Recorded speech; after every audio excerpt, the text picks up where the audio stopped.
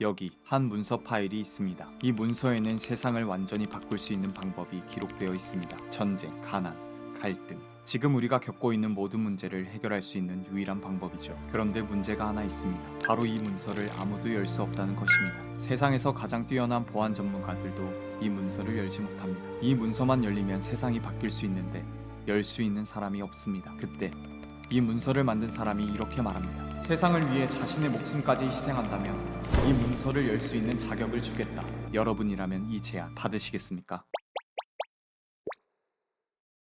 안녕하세요. 요한계시록의 진상을 알려주는 남자 로기입니다. 쉽지 않은 결정이죠. 저는 바로 결정했습니다. 절대 안 합니다. 이 이야기는 요한계시록 5장의 구조를 그대로 옮겨놓은 것입니다. 하나님께서는 요한계시록에 세상을 회복할 방법을 기록해 두셨지만 여러 가지 이유로 인해 7인으로 봉해져 있어 아무도 열 수 없는 상태가 되어버렸습니다. 그런데 결국 이 책을 열 수 있는 한 존재가 등장합니다. 그리고 그 존재가 책을 열 수 있는 이유는 바로 자격이 있었기 때문이죠. 아무도 열지 못했던 봉안책이었던 요한계시록에 인을 뗀 존재가 누구인지, 그리고 인을 뗄 수 있는 자격이 무엇이었는지 저와 함께 알아보시죠. 시작합니다.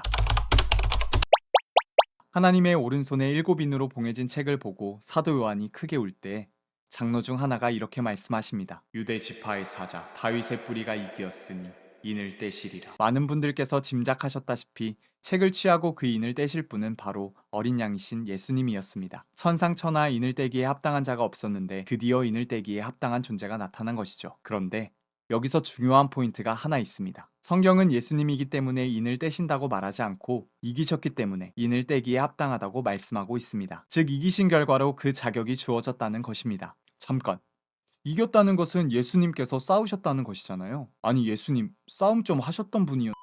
예수님은 누구와 싸우셨던 걸까요? 얼마나 중요한 싸움에서 이기셨길래 아무도 열 수 없다고 했던 책을 열 수 있는 자격을 얻으셨던 것일까요? 요한복음 16장 33절에 보면 예수님이 세상을 이기셨다고 합니다. 여러분은 이 말씀 바로 이해가 되시나요? 사실 예수님께서는 십자가에 매달려 그 누구보다 잔혹하게 죽임을 당하셨잖아요. 그러면서 세상을 이겼다니 누군가는 정신승리 아니냐며 비웃을 수도 있겠죠. 다시 한번 곰곰이 생각해 볼까요? 세상아 덤벼라! 라고 말할 때 정말 온 세계 사람들과 모든 상황에 덤벼서 이기겠다는 뜻이 아니고 내가 헤쳐나가는 과정 가운데 방해가 되는 것들을 이겨내겠다는 뜻이잖아요. 그럼 예수님께서 말씀하신 세상을 이겼다는 것은 예수님을 방해하던 존재를 이겼다는 말씀이겠죠. 누가 예수님을 방해했었을까요? 기억나시나요?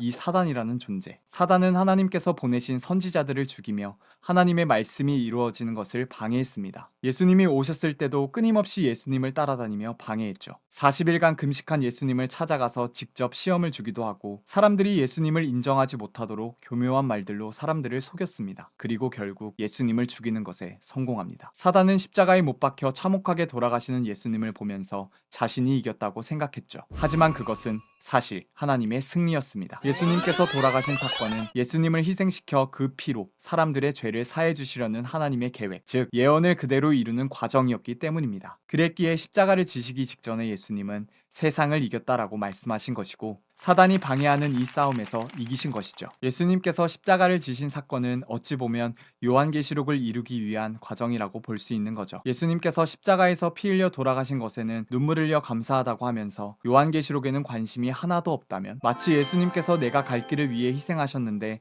나는 정작 그 길로 가지 않는 것과 같죠. 제 영상을 보시는 분들은 적어도 그 길로 한 발짝 들어서신 분들이겠네요. 꼭 끝까지 함께 걸어갔으면 좋겠습니다. 초림 때의 예수님 사건이 더 궁금하시거나 보다 자세히 요한계시록 5장을 알고 싶으시다면 더보기란에 1대1 맞춤 성경 클래스 신청 링크를 통해 하나씩 직접 확인해 보세요. 자, 이렇게 해서 하나님의 오른손에 있던 책을 예수님께서 넘겨받게 됩니다. 그리고 이 장면을 기점으로 분위기가 완전히 바뀝니다. 갑자기 축제 분위기가 되는 거죠. 내 생물과 장로들이 예수님을 경배하고 새 노래를 부릅니다. 수많은 천사들도 만물들도 큰 음성으로 경배하죠. 아마 사도 요한께서도 눈물을 뚝 그치셨을 겁니다. 요한계시록 5장은 여기까지 살펴보려고 하는데요. 마무리를 짓기 전에 한 가지 짚고 넘어가야 할 부분이 있습니다. 요한계시록 5장 9절. 새 노래 중에 이런 표현이 나오죠. 각 족속과 방언과 백성과 나라 가운데서 예수님의 피로 사서 하나님 앞에 나라와 제사장으로 삼아주신 사람들. 이 사람들 굉장히 중요합니다.